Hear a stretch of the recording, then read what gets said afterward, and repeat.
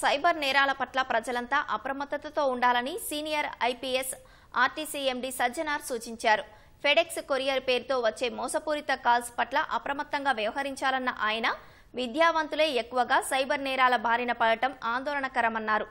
అనుమానిత కాల్స్గా అనుమానం వస్తే వెంటనే 1930కి సంప్రదించాలంటున్న సజ్జనార్తో ఈటీవీ ముఖాముఖి.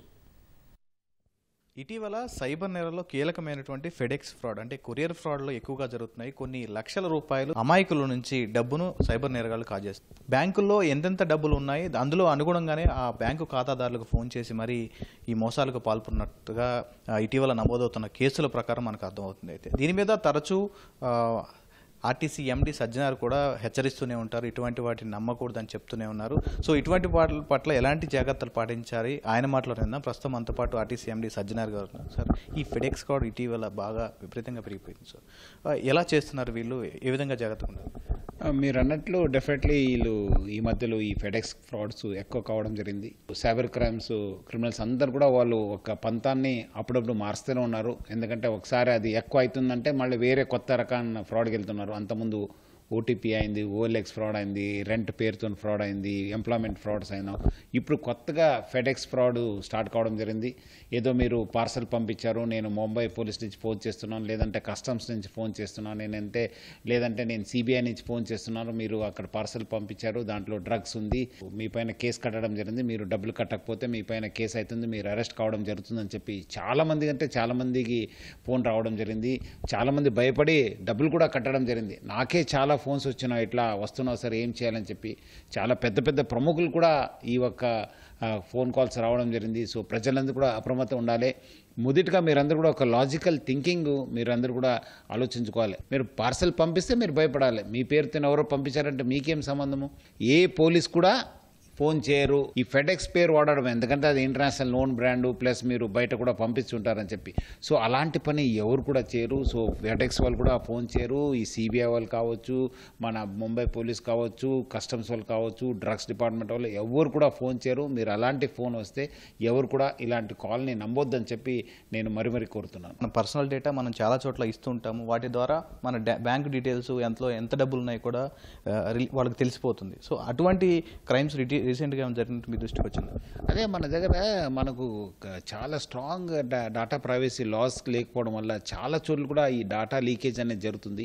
సో డెఫినెట్లీ మనం కొంచెం నేషనలైజ్ బ్యాంక్ అయితే కొంచెం వాళ్ళు బాగా పక్కబందిగా కొన్ని మెజర్స్ తీసుకుని ఉంటారు. ఈ ప్రైవేట్ బ్యాంక్స్లో అలాంటివి ఉండదు. ఎక్కడో దగ్గర లీక్ కావడం, ఆ ఇన్ఫర్మేషన్ మళ్ళీ ఎక్కడ పోవడము. నేను లాస్ట్ టైం కూడా ట్వీట్ చేశాను, ఎట్లా ఒక ఐఐటి పిహెచ్డి స్టూడెంట్ ఆయనకు ఆల్మోస్ట్ డిజిటల్ అరెస్ట్ చేసి వాళ్ళకు ఆల్మోస్ట్ 30 లక్షల చీట్ కావడం జరిగింది. సో ప్రజలు ఎవరు కూడా ఇలాంటి కాల్స్ వస్తే ఇలాంటి అని చెప్తే మీరు నమ్మొద్దని చెప్పి వేరే వాళ్ళు కూడా చెప్పాలి. ఎందుకంటే రోజు ఎక్కడో దగ్గర దేశంలో ఎక్కడో ఈ ఫ్రాడ్ జరుగుతూనే ఉంటుంది. మీరు వేరే వాళ్ళకి చెప్తూనే ఉంటేనే ఇది ఆగుతుంది, లేదంటే ఇట్లానే రోజు చాలా మంది మోసం కావడం జరుగుతుంది. పార్సిల్ పంపలేదు అని తెలిసిన తర్వాత కూడా ఎందుకు ప్రజలంతా భయపడుతున్నారు? వాళ్ళకి ఏ విధంగా వాళ్ళని భయపెడుతున్నారు? వాళ్ళు అంటే వాళ్ళు మాట్లాడే తీరు కూడా అట్లానే ఉంటుంది. పోలీస్ అంటేనే ఫస్ట్ భయం వచ్చేస్తుంది. ఏమంటే అమ్మో ఏమో చేశానని చెప్పి వాళ్ళు ఏం చేస్తారు, ఇమీడియట్లీ వాళ్ళు ఎవరికో చెప్పడము, లేదా ఫ్యామిలీ మెంబర్స్ చెప్పడం, ఇట్లా అయిందా, ఏదో చెప్పకపోతే మళ్ళీ పోలీస్ మా ఇంటికి వస్తారని చెప్పి ఆ భయం అనేది ఉంటుంది.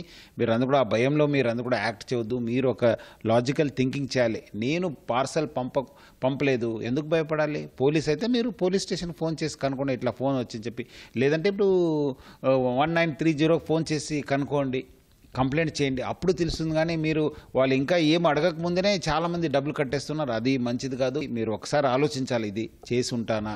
ఇందులో దురదృష్టకరమైనటువంటి విషయం ఏంటంటే ఎక్కువగా చదువుకున్న వాళ్ళే ఇటువంటి ఫ్రాడ్స్ బారిన పడుతున్నారు. ఈ ఫెడెక్స్ ఫ్రాడ్లో కూడా చాలా మంది మన కేస్ స్టడీస్ చూసినప్పుడు అందరూ డిగ్రీ పైన ఉన్న వాళ్ళే దీనికి డిజిటల్ అరెస్ట్ అవుతున్నారు. అంటే వాళ్ళు ఏదో ఒక పనిలో ఉంటారు, వాళ్ళు ఏదో బిజీలో ఉంటారు, ప్లస్ వాళ్ళకి ఏమంటే పేరు అనేది ఒక పెద్దది ఉంటుంది.